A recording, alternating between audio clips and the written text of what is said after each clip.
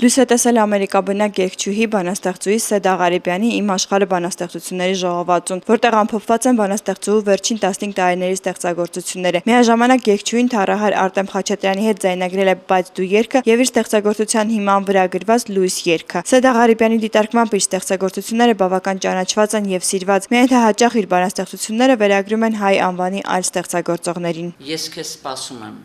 գիտեմ չես գալու, էլ չես կարող գալ, բայց ինչու է ինձ թվում, թե դու գալու ես։ Այս երկուսը այնքան շատ են տարածված, սա էլ նույն բախտին արժանացավ, դարձյալ ուրիշ բանաստեղծների նկարներ էին դնում այդպես, այո, Շիրազ, Սևակ, ուրեմն սա համարյա արդեն 1 միլիոն դիտող էր ունեցել։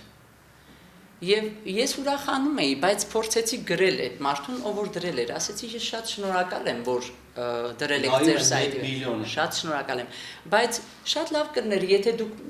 փոքր ասենք այնտեղ նշեիք իմ մասին, որ սա Սեդա Ղարիբյանի ստեղծագործությունն է,